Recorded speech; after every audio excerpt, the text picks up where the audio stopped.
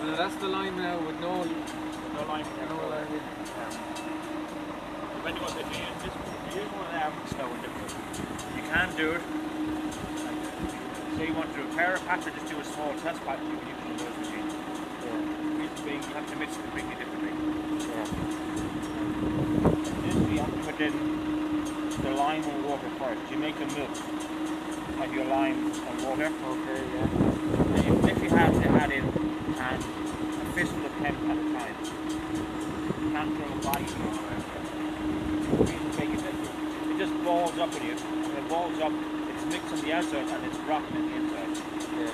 You have to tumble slowly. By putting your hand in at a time, you know it's going to get soaking wet and lime. If you don't have access to a hand mixer, they recommend that you make a mixture of that one day, cover it, and you make a big thing of it, cover it, and use it the next day. It's not the easiest because it starts going off on you. Right. But this, it's opposite. You put your hemp in first, you soak it with water. So you can see the colour of the hemp inside. There's actually a white colour in the bag. Yeah. I'll show you over there. Let's see wet that. If you look at this hemp here. Actually, it's a sort of white colour. We put it in there. Like this stuff. Sort of a honey colour change. I don't have pads inside it anywhere. Soak the hemp, it absorbs 2.5 times the volume in the first 5 minutes or so of water into the cell. What's the hemp? Yeah.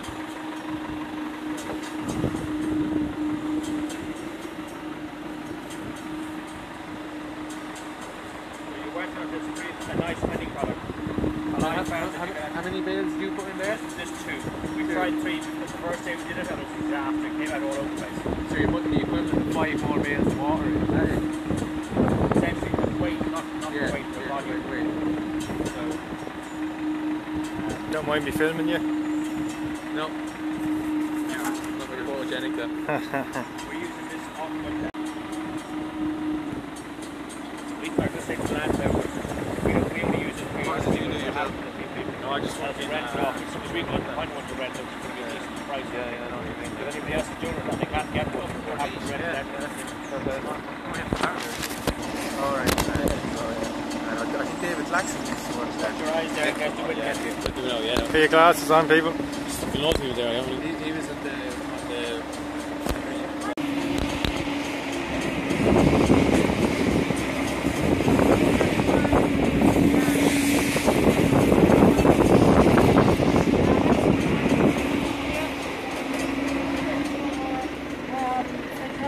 That's still coming out slightly loose. It's starting to bond and trench together. Right, and that's what you want. You don't want it too much, but you want it. This actually probably. You feel that in your hand. You feel a bit of heat on it. Yeah. Just watch your base there a second. See the way it's stuck and fell off at the same time. Ideally, you want that to stick a lot more of it to stick on. Right. That's probably not the best surface. I throw the water. Bit like testing the spaghetti, isn't it? It is a bit, yeah. And the nice thing is, no matter what you mix, these effects, you just throw it back in again. You're not wasting anything. Yeah. Like all this stuff left over from yesterday, we can reuse that into a let it dry up, break it up, and put it back in the mix. Yeah. It'll just add aggregate.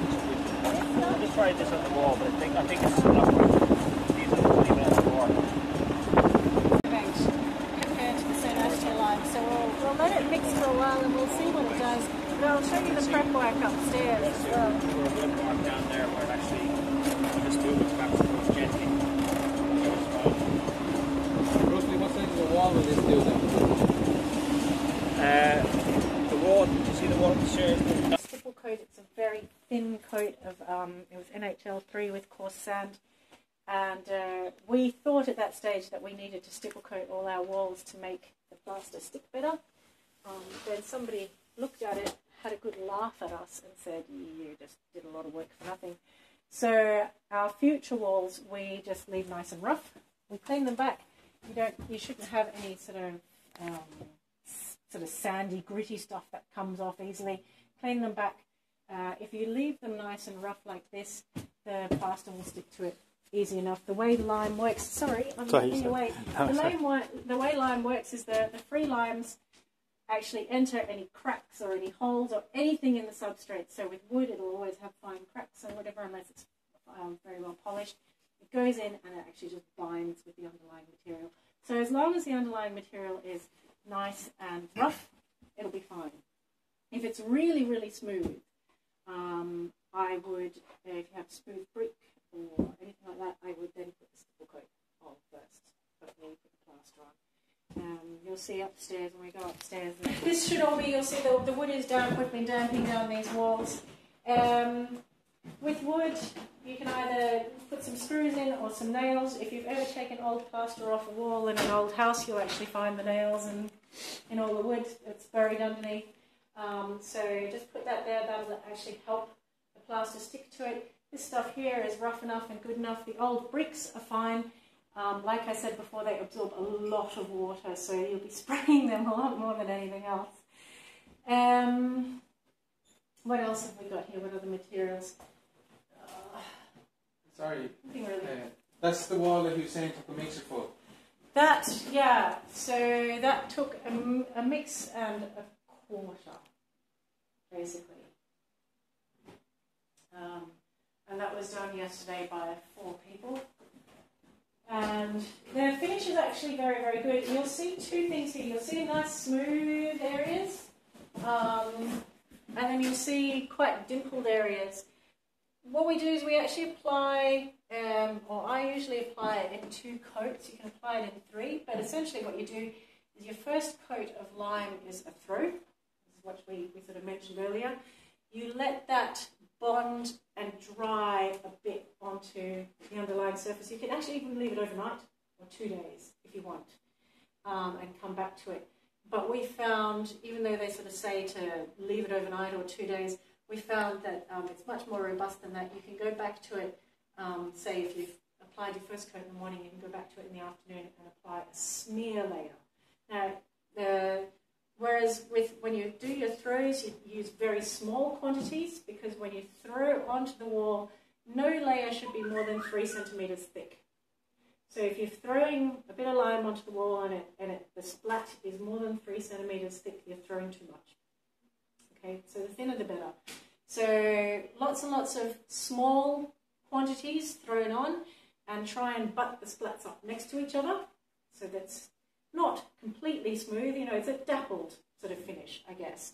And then the smear layer that you put on, I actually get a nice big handful and smear it on. And then you get a nice smooth finish. If your handfuls in the smear layer are too small, you get a real golf ball sort of finish. So that's just where I've sort of learnt, that's just, you know, tips and tricks. No trowel then? No trowel, just your hands, nothing, just your hands, buckets of lime plaster, and that's as technical as you get. When you say throwing, it's not throwing with it like what you would in regular plaster. It's with your hand It's throwing. With a lot of these things, the older technologies were really just any Tom, Dick and Harry could do it.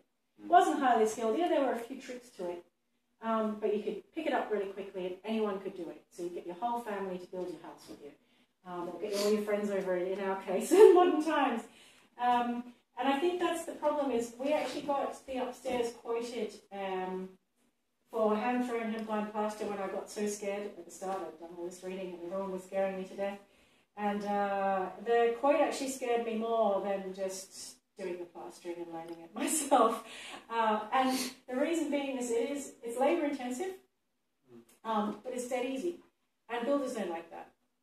There's no money in something that can be done by anyone, but as long as you've got enough bodies, you can get it done.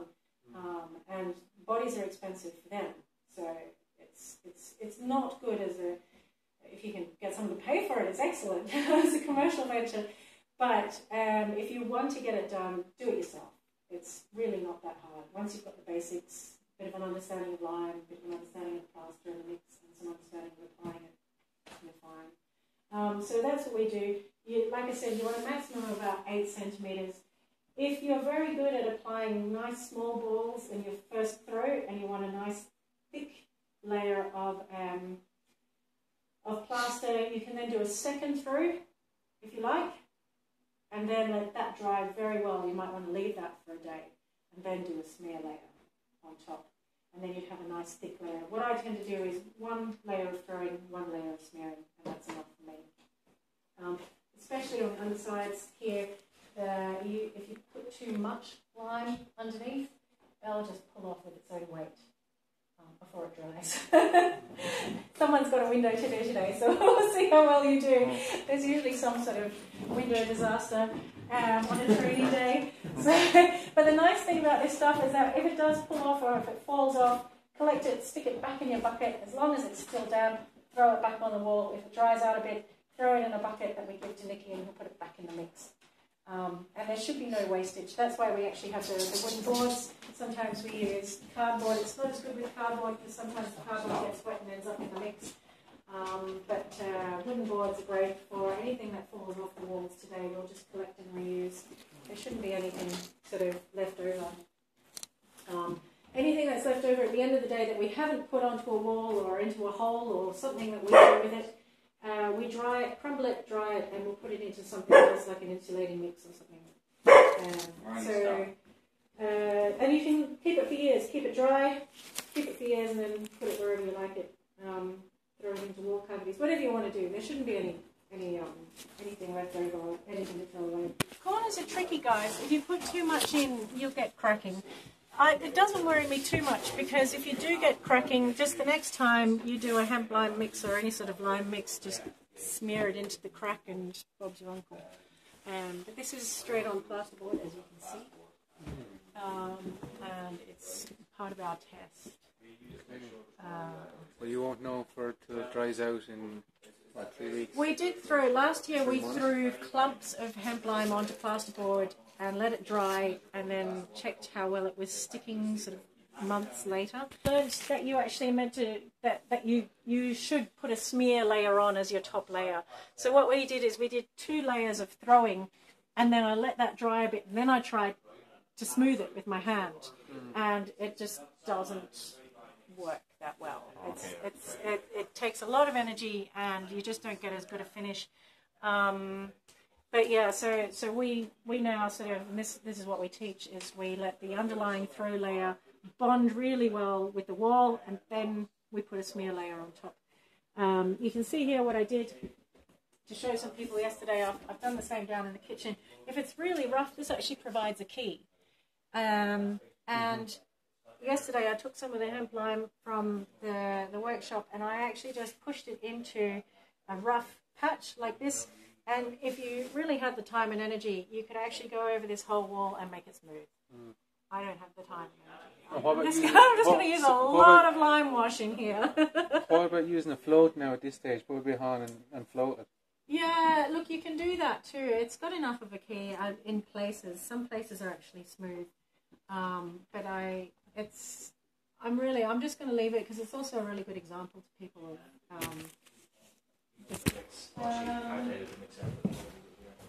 we should probably have the windows open a bit more than we do. We tend to close them a bit too much. But we just want air exchange in the room, and you can sort of see the wall sweating there, the wall coming out. So this wall was done in a workshop as well. This whole room was done. We left a modern plaster. It's a lime plaster. It's an old lime plaster. It's a smooth finish. We left it here because it was the only example of plaster that hadn't come off the wall. If you tap it, there's no hollow spaces. So we're actually going to clean that back, take all the modern paint off it, and use that as a bit of a smooth feature there. Can't see. So the old plaster that was on the wall was 2 layers. There was one coarse layer that was thicker and a thin layer of very smooth plaster. We took the smooth layer off, left the thick layer because it was well stuck to the stone, and we actually have hemp limed in a patch here over the old plaster. that was well stuck to the stone. But we didn't do it over a smooth layer, we used a coarse, and we actually also chipped into it so that it had a good key. But that's a bit of an experiment there as well. So if that part of the wall comes down in 10 years, we'll know that doesn't work. But at least we'll know it doesn't work. For example, if you set up a framework, you could put like a sort of a semi-round, even a piece of plywood, thin plywood, that's been sort of sculpted, and you would just line it over the top of that and you'd have an uplight. But yeah, anything like that. The other thing is, if anyone's artistic today, this is a really nice surface. You could get a little tree design going on it. I don't know whether any of you guys are artists. But essentially what you do is you probably do one through layer over the whole lot, and then a second through layer in the shape of whatever it is you want to make. And then when you come back to smooth it and to add your smear layer, that bit would be raised then. So, I've just never sort of done it. Anything. Lime protects timber. So a timber that's encased in lime is well protected. So whatever you want to use. Does it have a lifespan? Like, if you build in front of you, people know. What, 1,500 years so far in town. There was a main wing that was fairly big in construction back in the old days, and he says that your conventional houses that were built back in the Rome, like they have an 80-year lifespan. He's building one at the minute that's very non-green, but it's a 300-year lifespan. Yeah. If I was encasing wood in timber, I wouldn't be worried about it. If I was encasing timber in lime, I wouldn't be worried. You won't do that at all. To the... Oh, what do you mean, the electrical cables? And Yeah, say if you were to put the cables on the outside, can you nail into it and will it be alright? Like, will it hold? Probably if you're not trying to hold excessive weight, yeah, you can nail into it, no problem. I have nailed into it somewhere. Where have I nailed into it? I can't remember now. Say for hanging up a picture. Yeah. Right. If it's not heavy, you'd be okay with it. Yeah. If it's heavy, I'd probably want to go a bit deeper. But hang a mirror or something like that. No. You won't crack it though, like Yeah. you won't crack it by hammer drill or No. The NHL2 is quite a soft finish, even though it's reasonably durable. We haven't managed to destroy it yet or kick it off or anything like that. And then you can see here with the electricals, we actually just basically throw around it and it gets covered up and it's fine. It's a small surface, so it's sticking well to the stone here, it's sticking well to the stone here, and then there's a smear layer over the top. So yeah, it's ground surface is getting way too dry. Give it a spray and then let it soak in. Never apply on a surface that has water film on it. Anyone applying to wood, if you're doing this part here, I have a hammer and a few nails. If you want to put a few just on this inside bit of wood here, I've got nails on the other bits there, but these inside bits could probably do with some. And then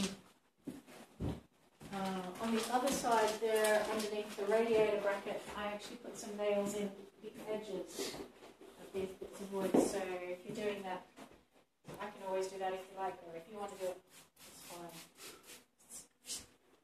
Alright, let's go. Right, so now you're... Right. Just slightly more because it's... You're not quite at 4 to 1 yet, but you're...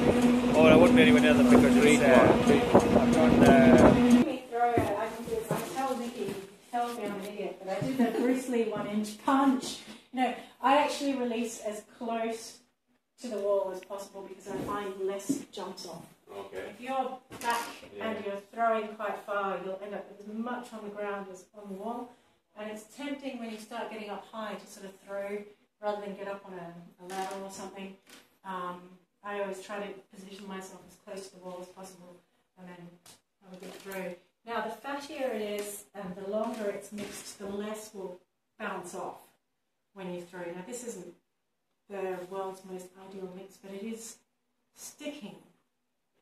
And you can see that's kind of the maximum depth that you want on a lump.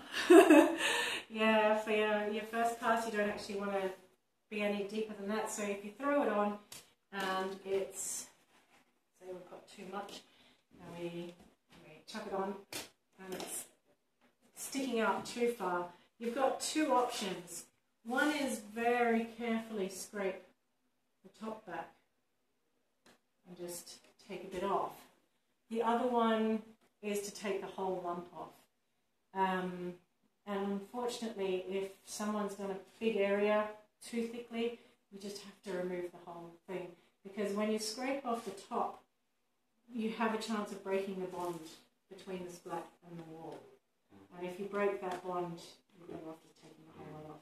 So the best thing is to just be really careful and do lots of small throws and not get into a position where you're trying to rip it off the wall. And that's literally it. You just keep throwing those in between, is that? So yeah, I mean, I'm just throwing randomly here, but yeah, you would. Oh, it's not good at all. It's not very sticky. But you would just keep throwing until you sort of got that area covered. It doesn't matter if there's a little bit of wall showing, but ideally you would have it reasonably well covered. Your ideal situation is that every splat sort of connects to the next one, shoulder to shoulder, and that's your ideal situation. Does that mix need more water or anything, or is it the right mix, it just hasn't blended enough? It doesn't need more water.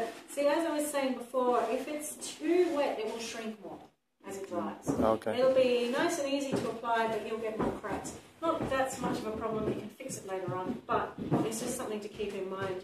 This just isn't what I would call very fatty. So there's two things here. Firstly, the mix hasn't been mixing for that long, and the hemp shiv is still very woody. And it does help if the longer it mixes, the hemp shiv breaks down, becomes fluffier, and that actually creates a fattier mix. The other thing is the longer it mixes, the lime becomes fattier. I just wouldn't really call it a very fatty mix. I think the St. Astia lime is a fattier lime. It is. It's not. It's kind of. It is sticking. It's sticking. So it seems to be a coarser. It's not as nice as the St. Astia, but anyway, it's something, and maybe as it keeps mixing, it'll actually leave it improve. another few minutes to mix on. We would let it set a lot longer than we would a vertical wall before we smear on top and make it smooth. So that'll actually be the longest set. Well, the wetter you have it, would that make it stick any better, within reason? Within reason, if it's too wet, it won't stick. Yeah. It'll shrink more as it dries. Well, if it was wetter than what that is there now, say. To an extent, yeah. Like, is that stuff just a little bit too dry? It seems very crumbly or something, doesn't it? It is very crumbly. That's what I added a bit more water to see if it would make a difference. Yeah. It didn't really. Yeah. That's why I sort of tried a bit more lime. It's not as See fatty. if it would get fattier. Yeah. It's starting to get the consistency we want. Have you added more water since this? Not since the bit of extra Yeah. lime went in, no. Maybe add a little bit more.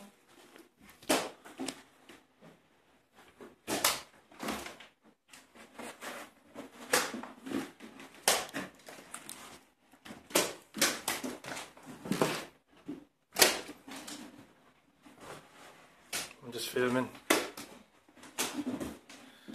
Yeah! Bottom layer moving against the wall and losing a bond. Stop. And just wait longer, basically. But with this, essentially, we've got quite deep valleys there. So that's difficult. The more even the wall is, the easier this particular job will be, because we're going to have to fill those valleys up. So that's going to take a fair bit of hemp lime. But essentially, what I do is you can now use a reasonably large ball or a reasonably large wad. I start with a valley and I just literally just smear it on. Now I don't over rub or anything like that. I'm just smearing enough to get a finish, and then I continue on, and I get another wad into another valley and smear. This stuff is very different to the stuff from yesterday. There's Now you can just do a straight push, and you're always smearing in one direction because it aligns the little hemp shiv bits. And then if you ever pull back in the other direction, it'll actually create like a tear surface. If you just push it on and push up, you'll find that it doesn't bond as much, and it sort of isn't as easy to smear. So what I do is I actually push in. I'll do it in slow motion. I push up, down, and then up again. But I do that sort of quickly. If you sort of get my drift, it's a matter of, and then you get your surface, essentially. So that's what we're doing. We're just now sort of concentrating on the valleys, filling them and smearing. So where we've got really, really tall bits, we're not really adding any height to them. Okay. They're tall enough. Is that the same mix as the one earlier, or is it a bit more?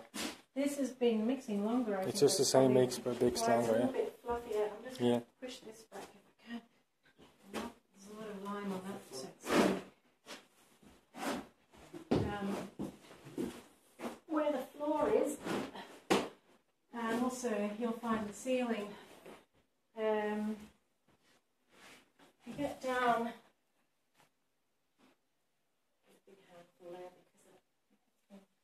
You actually get down here and get it in, and you're actually rubbing it onto the wall to make a smooth finish against the floor. Does that make sense? I'm not really doing a very good job here. So we're just doing that. I like to actually do a bit like what painters do. I like doing my edges. And then after I've done my edges, I sort of fill in the middle, but it's really up to you. But yeah, there's a few bits here that stick out, even at this stage. If there's something that sticks out too much, you can probably take a little bit off the top. No, it's a bit dry. And Nicky usually he can just put it back into the mix and add a bit of water. He'll be able to do that with this, but we should be fine without having to take anything off. We'll just have a nice undulating wall, but that's part of the fun. Any other questions? Any questions? No.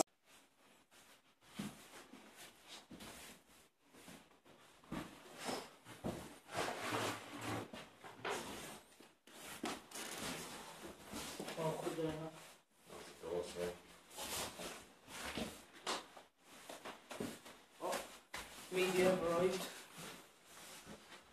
Oh no. Damn. Always with the medium. Yeah. The closes, that flap through gravity automatically closes and it goes around. Oh yeah. So it closes and tumbles.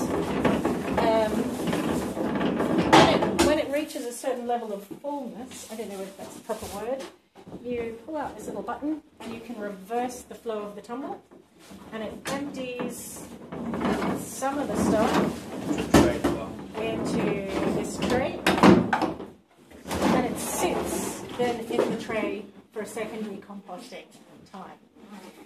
And when you're ready to empty a bit more out of this unit, you take the tray of the secondary composted stuff. You can either put it on your fruit tree, we compost it again, basically. And then you just put the empty tray back in, reverse tumble it, let some more drop down, and keep going. And how often would you be doing that? Roughly once a month. Okay. Yeah, you're meant Depends to. on whether or not It's every 2 months that you're meant to do it, which is why we tend to have a lot of guests and all sorts of